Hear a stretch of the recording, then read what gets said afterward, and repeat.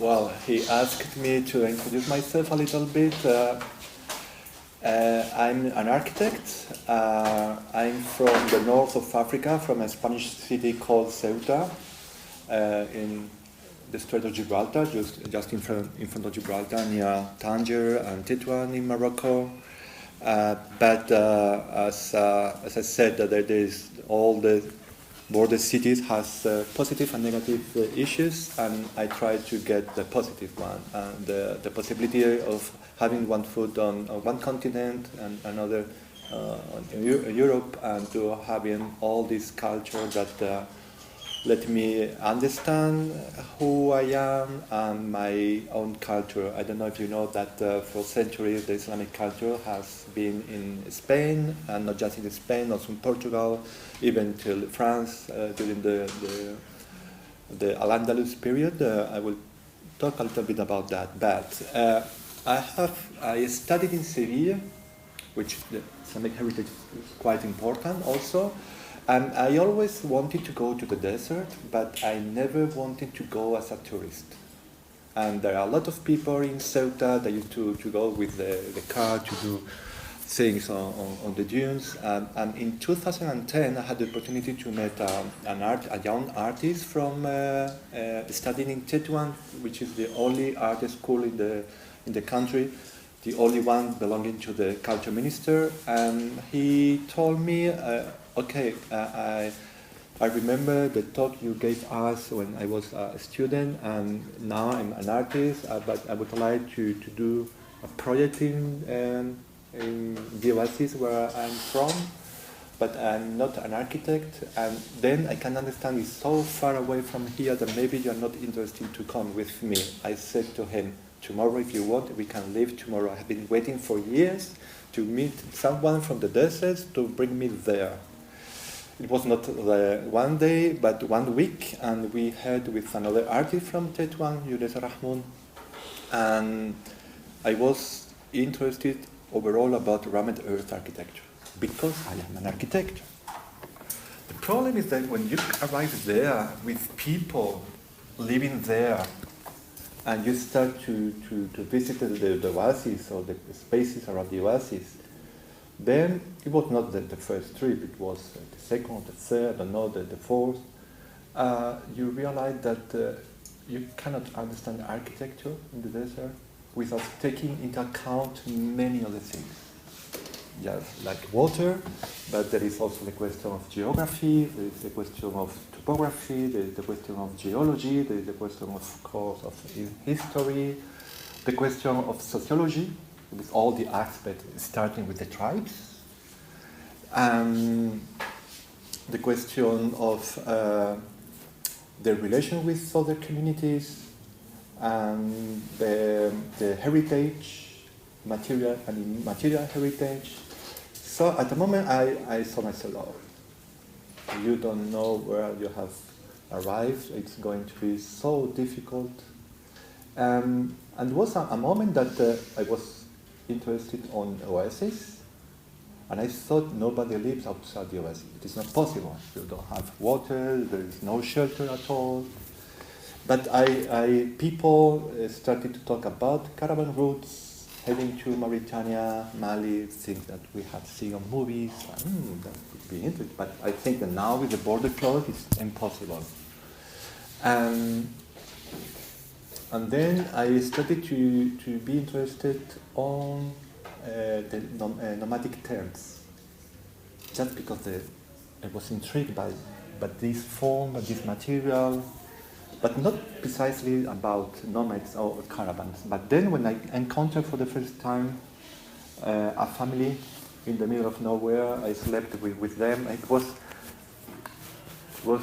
curious because I wanted to sleep in a traditional tent, but it was so hot in September, 40 degrees, that they packed the tent. So they told me, I'm sorry, you have to sleep under the stars and not in the tent. Yeah. But then it was the first time I see the dome with the stars. And 2 days before, I had the opportunity to sleep in a tent. I thought, no, I'm going to sleep outside, like you, all of you. And then I realized that there was another wall, a parallel wall on the oasis, and then between the oasis there were also people passing through, staying some people. And I realized that they used to move following the caravan routes. And that's why in 2016 I knew people that knew nomads. I told them, is it possible to go from this oasis to another oasis by walk with them? And by walk, it means by walk. With camels, just to carry our things, but not riding camels.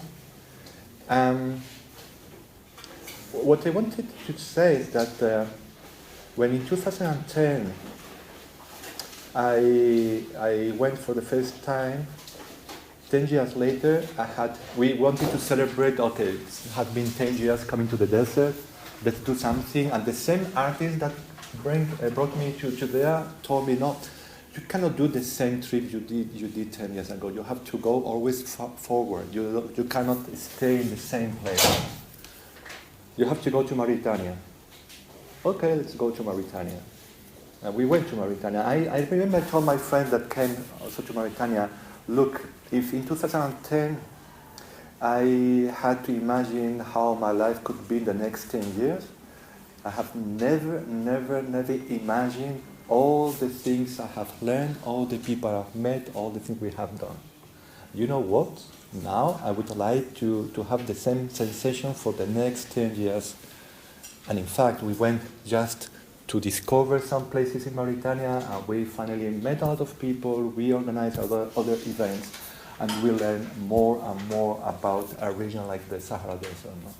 In fact, Jamila told you about the importance of curiosity. That's the key, curiosity. To do not come to a place, overall in a place like Morocco, that they are so tired of receiving, especially Spanish people and French people, that quite a lot of them think that there is still a protectorate and that they can still say people how to work, how to make the studies, how to rule the country. So they are, and overall, because I was teaching for 3 years, also at the architectural school of Tetuan, the national one, like Jamila in Rabat, and when we went every year once to stay like you 1 week in one place, I told my students, look, you are an architecture student. It's quite complex to become an architecture student in Morocco because there are not so many schools. So you have to be very high qualified to get into the school. But you don't think that you know everything. You are going to the desert, you are going to learn from the people. Ask the people how they do. I don't think that they are living in that way because they don't know how to live. No, then when you hear why they live like that way, then you are going to understand. There is a key person, it is called Théodore Monod. He passed away at the end of the last century. He is considered the man who knows better the Sahara Desert, just because he crossed from east to west, from north to south during the whole life. He was riding camels till he was 92 years old. And he was someone that came, he's a naturalist at the base, and he came to Mauritania just to see the maritime fauna, the fishes on the area. But he's starting to ask himself, the dunes, there is something? And he became one of the most important people from the Sahara, said but people from the Sahara, not just the French. In fact, there is something very important that he said and he wrote. For him, a researcher, it is not someone who is paid to make researches. It is not someone who has a card saying you are a researcher from this institute or university. For him, a researcher is someone that walking on the desert, he sees a flower, he takes the flower, and he asks himself about the flower. Someone who has curiosity to know more about that flower. And he notes when he saw the flower, at what time, the color, a drawing, a picture. For him, that's a research. I'm saying that because all the researches that I have done in the desert, it was by my own. Nobody paid me to do that. I have no, university at all behind me, which is a problem sometimes, but it has a lot of advantages. Why? Because you don't have money, but also you don't have to justify what you do. And when you do it, who you do that? And because I told you that you think that you start to know more about Ramet Earth, and then now I have to stop and to be focused on irrigation system. But then now who is running the irrigation system? And why the nomads can't come here? Then you start you have to abandon that issue to learn more about it. And when you do, that's also very important in the desert. It's good to read books, but it's much better to have the experience on the field and to talk to the nomadic. I remember in Marrakech here for the Biennale in 2016, there was a workshop about tent or something like that, and when I sent the people who asked me what I was going to talk about to the students, they asked me, I need some bibliography, some books, and look, what I'm going to tell you is what I have lived with the nomad. I can tell you, I can send you the interviews I said, but it is nothing. Then I started to read more. But mostly everything is on the field. So, and maybe, I'm going to talk to you more about how people live in the desert related to architecture. And so what I call the habitat deserts, and how that changed, and how that led me to better understand cities like Marrakech, or even my own city, or even cities in Al-Andalus. Because the desert, maybe you can think it is just about sand dunes, and it is true. If you go over to Mauritania or to Mali, in Morocco, you are going to see the Mohammed el-Ghizlan, and then there is also Merzouga, which is in fact a small dune, 20 kilometers long, with a lot of tourists. But you have to know that the desert, it's also about mountains, about the stones, about valleys, sometimes with a small oasis, sometimes with a bigger one. You have to know that when you arrive to Agdes in 2 or 3 days, you have to think that you are starting to go through the Dra Valley, which means 200 kilometers of palm groves. In fact, we're talking about 6 palm groves, but they are connecting to each other. But imagine, you have 200 kilometers of valley with people living inside or on the edge of the oasis.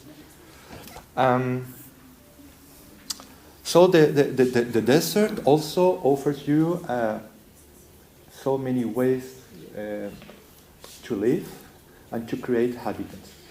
You can see the living room, you can see the bedroom, the kitchen. Did you see them? No. Why? Something I learned in the desert working with the nomad. You have to mistrust your senses. You cannot trust your eyes in the desert because you are going to get wrong, as I did several times. And then I understood that I was wrong. And overall, because sometimes you have to look in another way. I'm going to show only black and white pictures. Sometimes people ask me why. Because sometimes we are so amazed by the color of the desert that you see the color, but you don't see what's behind the color. And all these pictures I took, most of them with an analogic camera. This is a sprocket rocket. And I was not lying.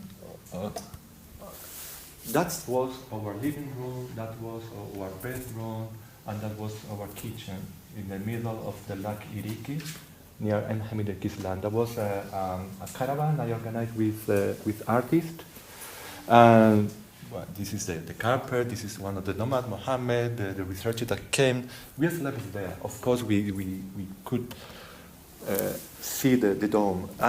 Sometimes when you see how I'm going to build a dining room, you just need a rod. You put a rod that then you can use to sleep and to many other things.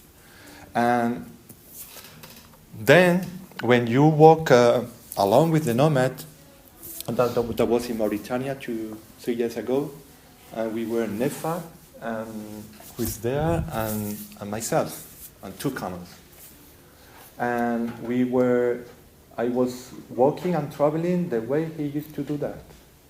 It was not something for tourists, nothing like that. Again, you have the rug, and you put everything, and if there is a small tree, something that can provide some protection, that will be great. Of course, if you can't have, overall, when you stop during the journey, when it's too hot, that it's great to stop in a place when you can have some shadow. Of course, the bigger the trees is, the better, but sometimes you find nothing. And again, it's complicated. That's the habitat of that moment. And it is not just the rug, it is also the shadow. The point, if you stay for 3-4 hours there, you have to move with the shadow.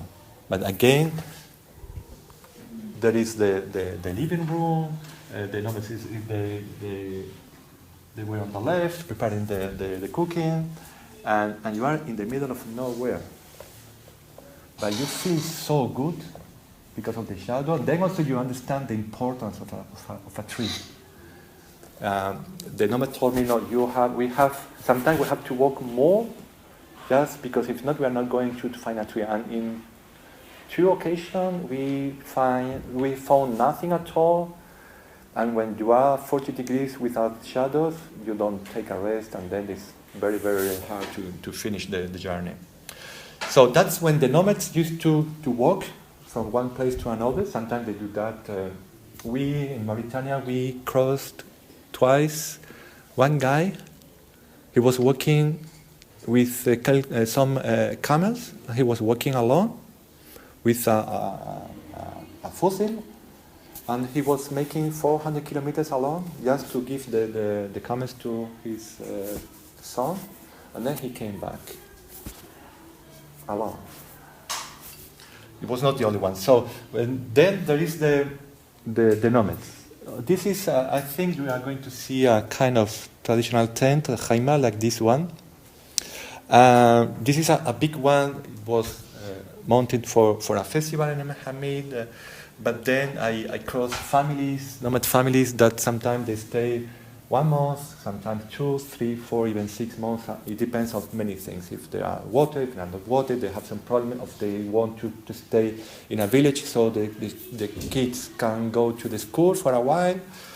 But this kind of traditional tent, is more and more difficult to see them.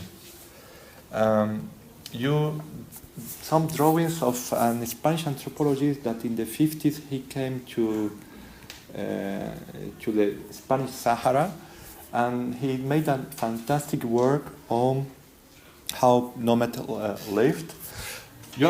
I think Sofiane is going to show you with one traditional tent with the different bands, and also how they fabric this kind of tent. It is not for the tent, for the rug, but it's the same thing. Something that then you have to think. So you are going to make a fabric for making a tent, but then also you have to think the tools you are going to need to make that, and how you are going to transport that, because you are going to transport now. They use the Land Rover Santana, but if not going to find a lot of people traveling with the camels or the donkeys. But you can have an idea that before the 90s, you could find even a camp with 300, 400, 500 tents. And in this amazing work, Estudios Saharianos, de Julio Caro Baroja, you could see even how many animals they have each family, and how they rule the question of education. Usually there was a family, the man was the teacher of the school and was moving with them. And when they move, they don't move the same time. Depends if they heard that there has been rain in some area, some region, maybe 1,000 kilometers away from there, they took everything and they moved there. And let's talk about materials, construction materials. Do you see construction materials there? What?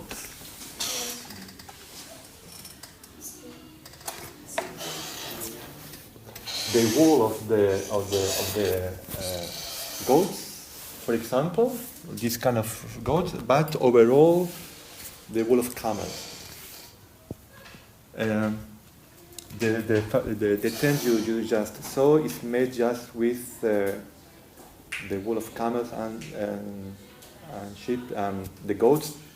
Sometimes they can use both of them, sometimes just one or another, which is amazing. The first time I came inside, you could see that it was breathable. So you could see the sound that comes inside. And I asked a friend of mine, look, that's great, but what happens when there is some rain? We are going to have rain inside. No. You are kidding. It's a smart material, and then it becomes waterproof when it's rain. Yeah. You can tell me more shit like that. 2 days later, it was raining. Well, Carlos, come here. Go to the tent, and now you are going to tell me if I was telling you bullshit or not. There was no water inside. Why? Because the fiber, when they got wet, the volume becomes bigger, so the fiber they get closer the one to another, so they become waterproof. You say, oh, how smart people are there. But the question is that they use that with the animals they have. Let's talk about more construction materials. Which is the main construction material that you can see on that picture? Stones. No. Fabric. That the women use there it is called melfa. It's very, very colored. They come from Mauritania and Mali. They have amazing pattern.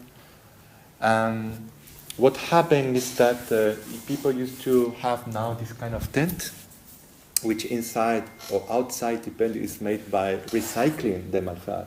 You put that dress, and the moment there is no use of it, you reuse that. Why? Because now there is no... In Morocco, I haven't seen more than 2 families together. Mauritania, maybe 8, 10 maximum.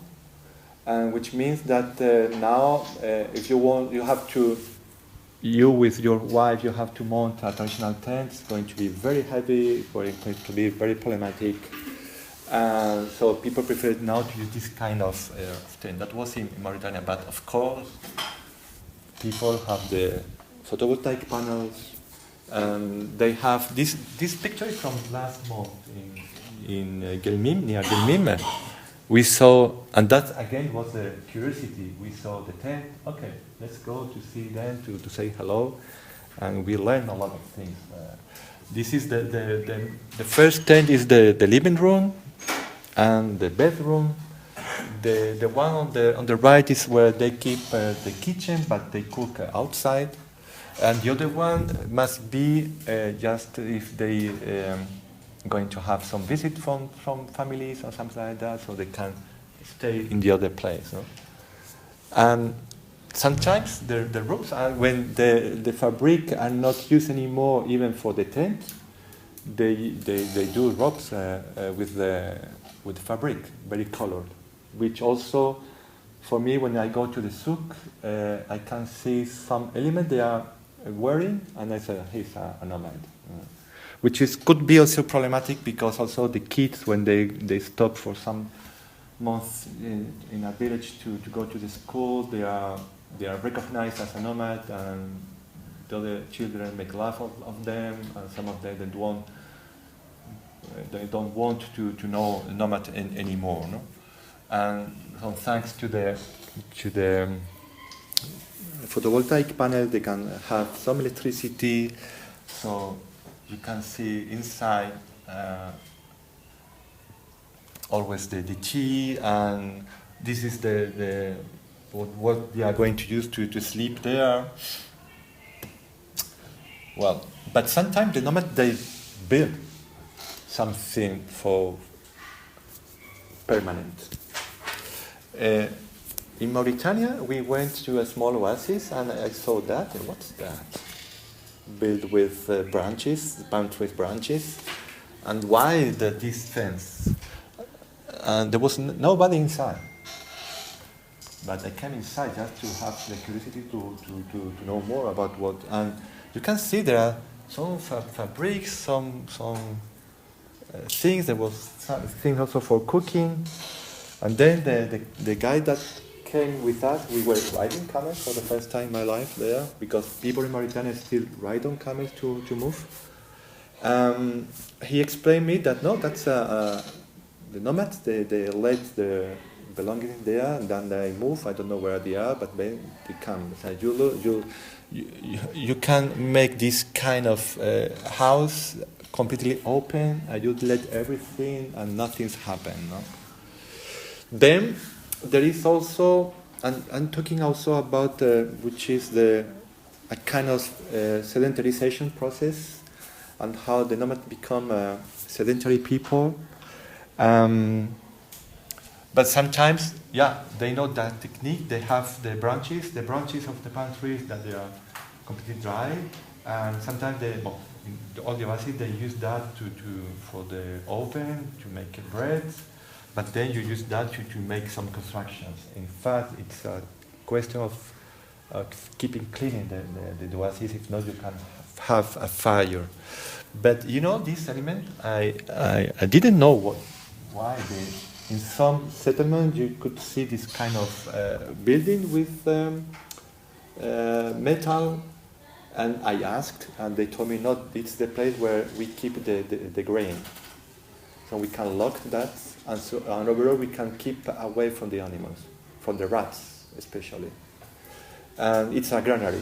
Maybe, I'm sure you are going to cross a granary, which is still working in some places, a kind of bank. It's a communal granary with people stock the grain, and that can stay there for 5 years, which is more or less the period of the time where they don't have, or they have quite a lot of problem with water.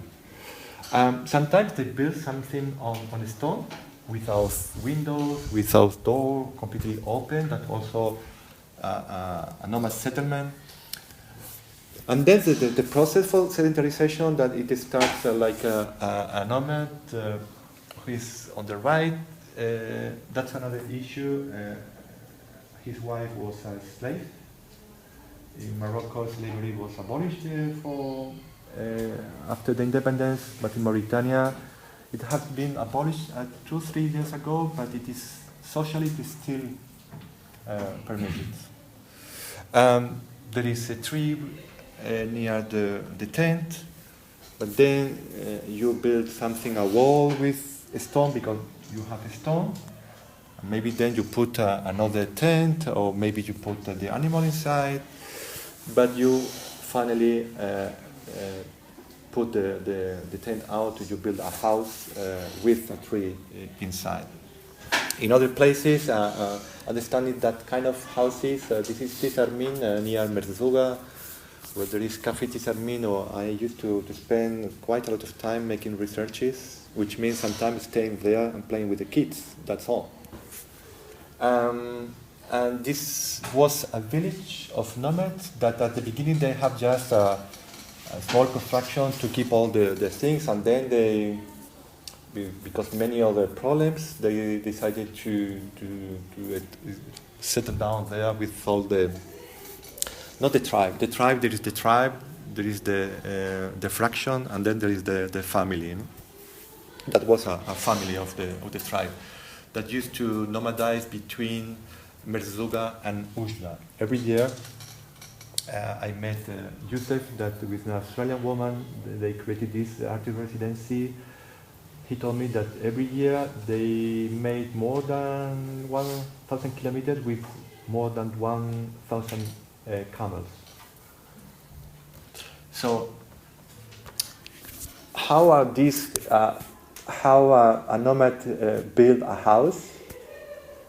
And then you can see the influence of the nomadic life, which means that you used to sleep always outside. That was the first caravan I did with a nomad and two camels. And we stopped at his sister's house, which is an enclosure with the living room, the bedroom, the kitchen, and then on one corner the toilets. And what was incredible is that in all these places I indicated there is where we used to live in that moment. I mean, you have lunch and then you have to drink a tea. You do that because the sun is on the south. You have some shadow, you can be there. Then for lunch you prepare dinner. You prepare dinner on the courtyard, but you finish the dinner. They told me, okay, you can go to sleep to the bedroom. No, I'm going to sleep to the courtyard. With us? Yeah, with you. Then in the morning we took the breakfast close to the wall of the toilet because the sun was behind. I mean, you see, that's something that then I learned. Because I did that the first caravan, and then it was the second that I understood how the shadow of the tree was important, how you moved. And then I understood what I have been drawing that has relation about how you occupy the space according to the shadow. The shadow of the tree or the shadow of the construction. But the fact is that these guys, they build a house, but they don't live inside the house. They always live outside. Then sometimes people can build a house inside the oasis with a courtyard. Sometimes they use what they have from the tent. And this was a picture from in May with the Caravan Mart event we organized. We started 10 years ago with artists and researchers in the oasis of Tirmert. And you use the main fabric. Now there are women in the souk, in the market of Sugaimim, doing those type of fabric. And so you put that on the courtyard to have some shadow. In Mauritania, if you have a big house, directly you put the tent inside. In fact, the tent is still the main place of the house. It's a kind of reminding of the kind of life they used to have, or they still have. And for those houses and those constructions, you have also, they use what they have around them. You are going to pass through there, that's the Dra River, which means that's the Dra Valley, with this series of palm grove that they have 200 kilometers. And you have to know that Hassan Kaïd, he's going to explain you Tamlugal, but basically the oases are composed by three elements. The palm trees, the fruit trees, and then the crops. The crops is for providing food your own family, but also your animals. And then each element has a function, is going to protect each other. For example, the trees, they are going to provide some protection against the wind, which means sometimes the sand. And then the crops is going to help you to keep the soil in good conditions, and sometimes you stop for 1 year to work that land. But again, people, we are talking also about construction materials. People, when nomads need to settle down, and if they have a plot in the oasis, they can build the house inside. Okay, and they do with what they find in that plot: water, the earth to do earth, and the wood. But you have to know that sometimes I'm saying oasis, sometimes palm grove. People think that oasis is just about palm trees. No. Palm grove is palm trees, but the oasis, the main palm tree, the main tree could be the palm trees, but then you have other places like Wadan, Mauritania, which is the acacia, which is much better the wood, the acacia from the palm trees. But sometimes also here in Morocco, in the Roses Valley, is the poplar. And then you can go over there, you can see how people are selling this kind of wood. And that's very important, because if I say that people are going to be with what they have on their own plot, it means that sometimes you have also olive trees. But if you have palm trees, only if you use the trunk of the palm trees without touching, you can have a beam of 5, 6, 7 meters. But usually they cut in 4. And then you have only 3 meters maximum, which means that the space of the rooms are not very, very comfortable. If you have the poplar, I have seen 8 meters. Wow. Because one of the problems with this kind of architecture that people don't want to live inside because they are too small. And how people live in the oasis. It depends on the regions. Not in the Dra Valley. The Dra Valley, there are almost 300, we can say, villages, which means Qasar, Kasba, Zawiya. But only 10% of Kasba. But Kasba, to have an idea, this is this typical construction of a cube with some towers on the kind. In fact, it's like a castle. Like it's the house, a fortified house. But it depends on the power of that family. It could be just something like that. Well, it could be a set of kasbahs with an even. And pay attention, because then you are going to see that in Tamnugal or the facade with the decoration. It is not just decoration. That you are going to find that on the rocks, but in fact that comes from the tattoo, mostly of the Berber tribes. I mean, everything is related. I told you that everything is related, even architecture is related to that. Sometimes even if you know, you can know what kind of tribe is living in one of these spaces. But the Kasbah could be quite bigger to have even a courtyard there. And that's in also in the Dra Valley, and if you think that the Ramad Earth construction is just about massive walls, no.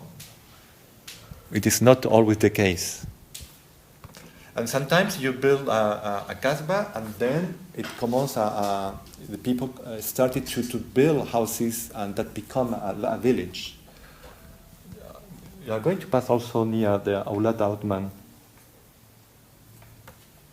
Then you have the Qasar. The Qasar, for those speaking Spanish, but Kasbah in Spanish is Alcazaba, or Qasar is Alcázar.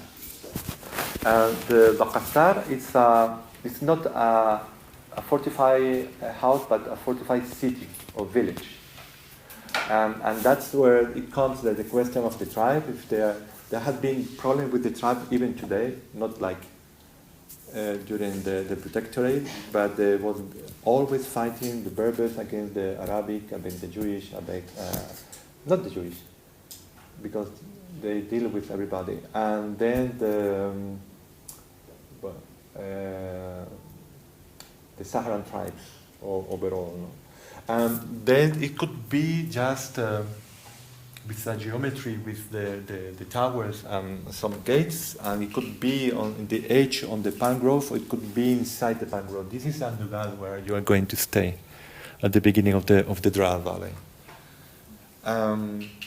These fortified cities, they have common elements. You have the gate. Sometimes you have just one gate. Sometimes you have 2 gates. Sometimes 3 gates. It depends on how big it is. But then you have the mosque. And that's something curious I learned about Islamic architecture. I don't know you, but if you think that all the mosque has or need to have a minaret. It is not true. In fact, in the Drought Valley, if there are, I said that there are 300 qasar, sometimes with 1, 2, 3 mosques. Only 5 had a minaret. Today, only 3 remain. This one from Timbasla, and this one from Amthru, near Zagora. Of course, it could be also built on a stone. But this is not Morocco, this is Mauritania. In Tandugal, you are going to see an element which is quite important, is a madrasa. Madrasa is like a university. And the madrasa has their own mosque. We organized a workshop with the students 4 years ago. And then they had also the room for the children, also because it's an internet. Then there was also the classroom. And the mosque sometimes, if you can avoid construction materials, but you like, if you are in the middle of the desert, you like the sun. That's the mosque of Shengeti in Mauritania. And then there is maybe the most important, the water well, that usually it is associated to the mosque. In fact, you have the qasar, you have the mosque, but you have the mosque in one place because it is the place where there is the water. No? This is a place for the ablutions, but it's also sometimes it's they provide water to all the community. You know? And then you have the public spaces. Usually the shim of Aqsa, you have an axis, a big axis, and then perpendicular you have some small streets that they can finish in alleys, and then you can have access to the house. That was the main axis of Hamid at Islam. Maybe you are going to visit that. That is the one of Amthru, with the minaret at the end. Then you have another one that become smaller and smaller. I like very much this picture because it could be contemporary architecture. That it's not traditional one. And then you go to these alleys. You have the light coming from the top.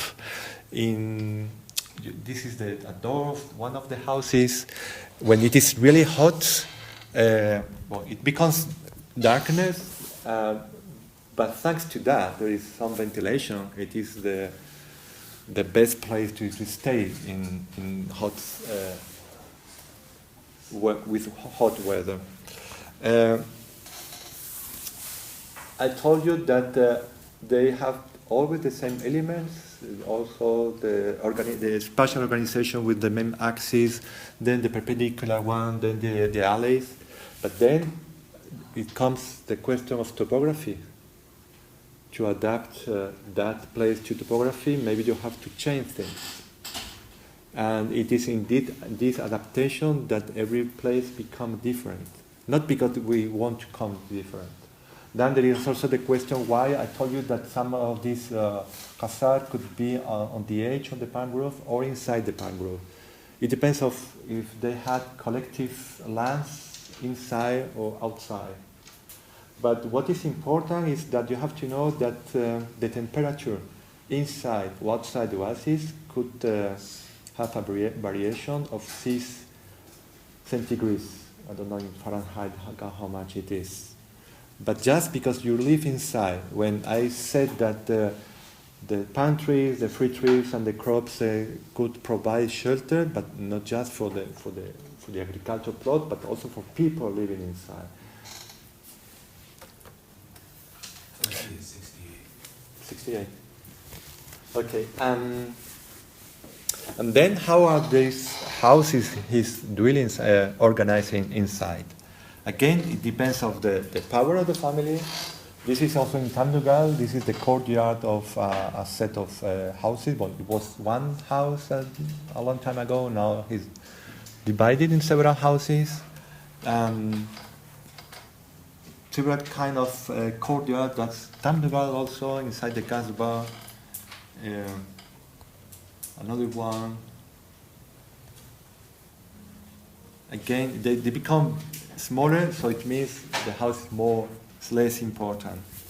But that's also something, again, curiosity. How these houses have changed. How changed the way of life of people. So in Amsterdam, where I've been working with my students, once it is very interesting because in dark gray, this is an Aksar. This is a recent picture, but this is the Aksar. The dark gray is the oldest part of the Aksar. And it's something that is become bigger and bigger and bigger, and then when you are in a period when you can be attacked, you have to be inside the wall. It's like the Medina, you have the wall with the gate because you have to be protected. So that I decided to visit houses from each, more or less, each sector, and so I could see how the people made the evolution. I think some of you read about. I don't know how I call that text about habitat and Ramat Earth, something like that. But again, this is the alley. You never come inside the courtyard, and then usually you use the spaces on the ground floor for the animals. Some of the houses were abandoned, others they were still used in the same way, which also it was like. You think that's something for the past, and you see that there are people living like, I don't know, 200 years ago. Then on the first floor you have the bedroom, and on the top, on the terrace, you have the kitchen, because if you have to burn the palm trees, you are going to have a lot of smoke, toxic smoke, so that it would be better to have that on the top.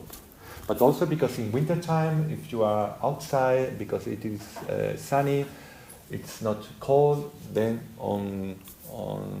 during the night you come to the first floor. But that's something that it doesn't matter if the house is smaller. Here the courtyard is just a hole on the deck. That's it. Then once you are outside the fortification, you can do the courtyard bigger, but still on the terrace, you still have the terrace, the kitchen, and a room, maybe a living room. And that was outside the Daksar. There is one courtyard. This is a space, an open one to keep the sheep and the goats, and this is just one floor. Of course, I know that everywhere in Morocco, you build one floor, then the family become bigger, you add another floor, then another, and then another. But I wanted to know that process, to see how people change. And then there was a contemporary building, and it was, well, they changed everything. It was too hot, it was too cold. But the only thing they kept from this idea of the Qasar, it was to have the kitchen on the terrace. Always.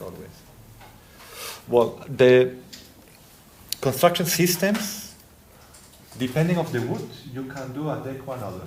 And you can use the reeds to make some decoration or not.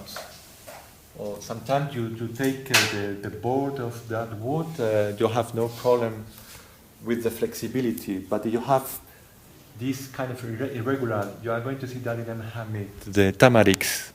Okay, but you deal with that. If you have poplar, you have more spaces.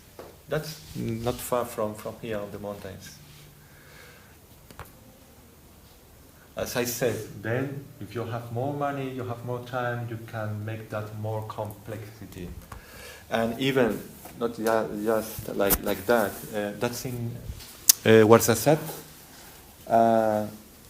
While having lunch, I told you that maybe you have seen the Majorelle Garden, which belongs to the Yves Saint Laurent Foundation, the most visited place in Marrakech. They have the oldest studio of Majorelle was a French painter that was here 20s, the 30s during the Protectorate, and now they call this kind of blue, they call blue majorelle.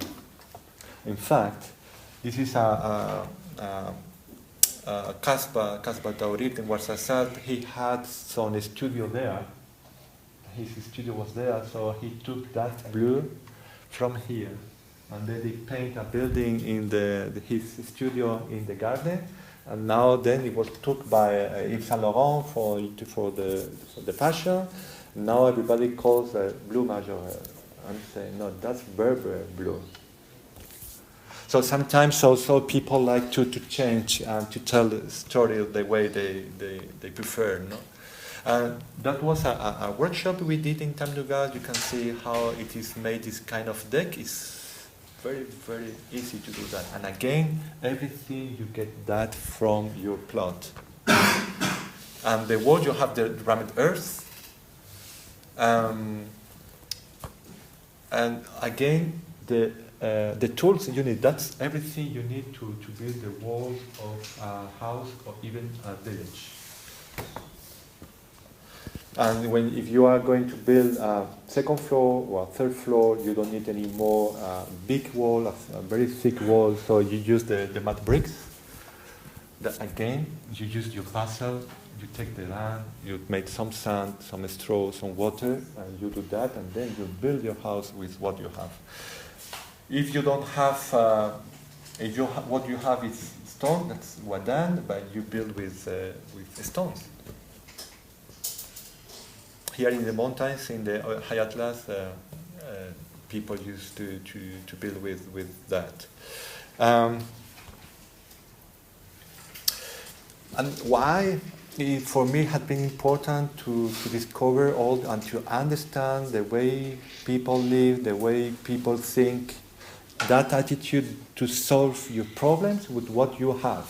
If you are a nomad, you don't have stones, or you just have the animals. Okay, you build a habitat with the animals. If you are in a palm grove, you utilize that kind of wood. If you have a stone, you build a stone. So Marrakech, which is considered one of the most important cities in Morocco, founded in the 11th century by the Almoravid dynasty, which is a confederation of nomadic tribes moving between the high Atlas Mountains and the river Senegal. They decided to create not a city, which could be that area, which is today the Medina, but an oasis. In fact, there is some chronicles that explain that when they wanted to create the capital in Ahmad, 30 kilometers far from here, but it was too close to the mountains, they proposed them, which means the chief of the tribe from this area proposed them a place with no trees, with small plants, with not a lot of water, and so they created all of this. Not just the Medina. Medina is a part of the oasis. This is a plan at the end of the 19th century, because in fact the city didn't change a lot. And here some water reservoir. Oh, if someone is interested, there is an amazing plan of Marrakech with all the Ghetara, with all the water reservoirs. Some of them are still used. We are near this neighborhood in Kelis, and it was at the beginning of the 19th century. It is true that it was not a very dense vegetation, but then you can see how during the French Protectorate, this is Kelis, in the city, which is today the city center, was the first neighborhood developed by an engineer Landais in 1913. And then how the city started to build another neighborhood around the Medina, the 50s. And then how they keep the palm grove north of this Medina, which is today a very wealthy neighborhood, which is contradictory because people don't want to live in the oasis because they think that if you live in a rammed house in the oasis because you are poor. Now in Marrakech, wealthy people living in the oasis are making new Ramadan houses around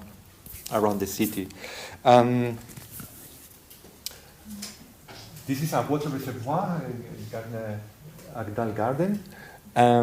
Still used, it is inside the King Palace, but it is still used to keep water from the mountain through the Hetara and then to make the irrigation. Also, how this agricultural plot thought as the oasis of Marrakech, now they became, some of them, a garden of the Mamounia Hotel, or they are still a garden of the Badia Palace from the 16th century. Or if your house, like that one from the Pasha, this is the secret garden, you can see the garden become smaller and smaller.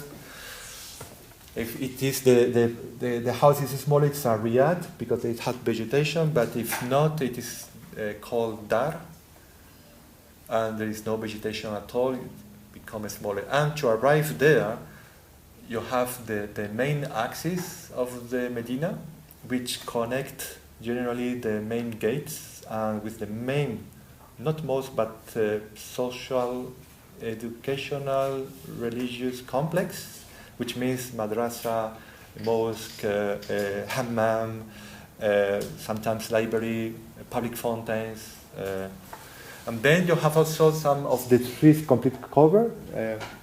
That's the street from the 12th century that is still used the same way. It is the Qaisaria. But which is incredible is one of them blocking this street, smaller, could be probably before that. But no studies made by archaeologists has been made, so it is difficult. Again, you go through the different neighborhoods of the Medina, the streets become narrower, and then you are in an alley very similar to what I show in the Aksar. So, when people start as an architect urbanist to study Marrakech, there are a lot of things they are misunderstanding because they know nothing at all about the desert. And I made a project with a friend of mine 2 years ago in Gelis, and we were talking about to consider Marrakech not just the Medina, but as an oasis. And so you have to know how the irrigation system, the agriculture, everything to understand a city like that. No? But if you, and just to finish, I was mentioned the importance of Al-Andalus. Preparing this talk, I found, have you been in La Alhambra in Granada? Do you know La Alhambra? It is one of the masterpieces of the Islamic architecture and urbanism. In fact, it's not just a fortified city, but a set of palaces fortified on the top of the hill. In that hill, because they were connected to the General Ife gardens, which means you can have water.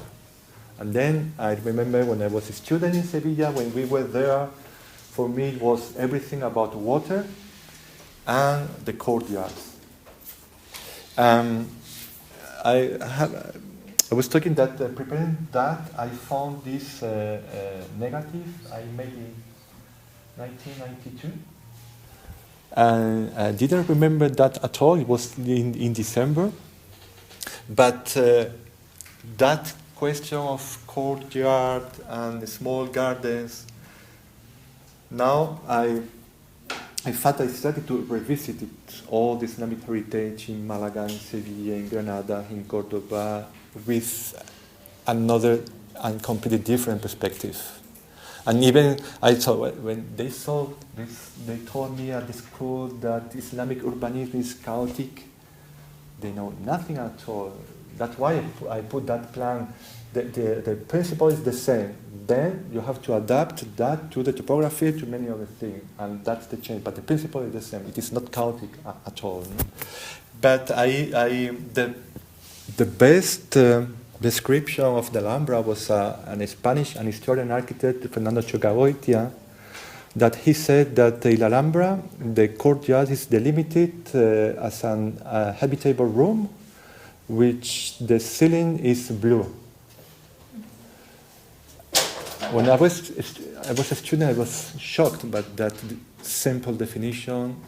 Now I could add is blue and is stars also.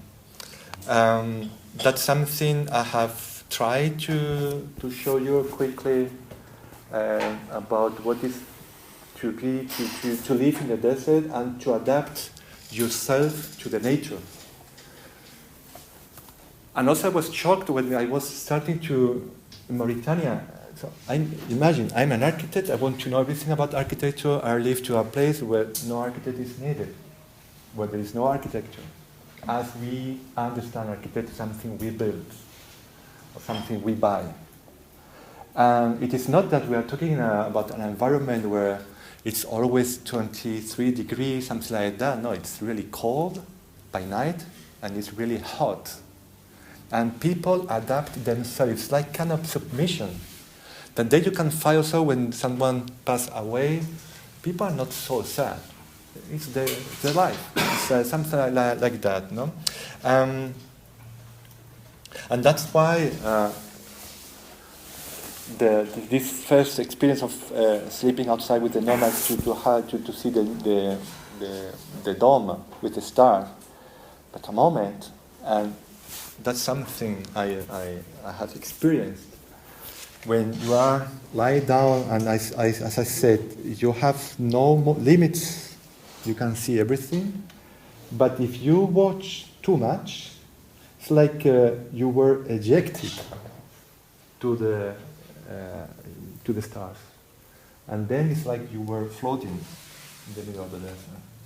So that's why you cannot trust your sense, but sometimes I didn't take drugs, something like that. That's why I told you that the desert is worse than drugs, because they can see you think that maybe it doesn't exist. You know, to better understand the importance of sleeping outside, I met Mokhtar Mohamed al-Kislan. He used to go with caravans to Mali till the end of the 80s. I have 3 or 4 videos, but he's speaking in Arabic Darija. But I remember the first time I was so shocked, because and I'm finishing with that. He said that he was working with his friend. After several days, they arrived to a village. They were invited to have dinner in a house with a covered courtyard. And while finishing, he was so tired that he put aside. He started to sleep, and then the other did the same thing. And in the middle of the night, he woke up, and he started to cry. Help me, I think I became blind. Please help me. I cannot see what happened. Then everybody started to wake up, and they say, wait, we're going to switch on the light. And when you sleeping and you are used to open your eyes to see the stars, imagine what can happen to someone that he sleep if he wake up in the middle of a room. The first time he told me that, I didn't understand very well. But then when I got used to sleep outside, I know what it means. In fact, then the nomads, they told me, no, I have a house, but I cannot stay more than 1 week there. I became crazy. Then this one from Tisarmin, I told once, Yusuf, I have never seen you more than 5 minutes inside of the house. No, I don't want to be in a cell. But when we went to Risani, you didn't want to come with us to the city center. No, this city is not my. No, I prefer to stay for hours in the desert, but not even in a terrace taking a coffee. I can take a tea myself, and that's why I try to, first of all, to explain what I would keep from here. First of all, the curiosity for knowing about. We can learn from everyone. That the architecture were not so important as we think. People don't need our services. That you have to adapt yourself to, and to be. It is not about romantic architecture, the heritage and the Al-Andalus. It is not the materiality. It's the attitude of people to deal with problems with what they have. And they prove me that even the big problems, they can deal with that. Sometimes if we don't have bricks, what am I going to do? We don't have concrete, what are we going to do? And we don't have, no.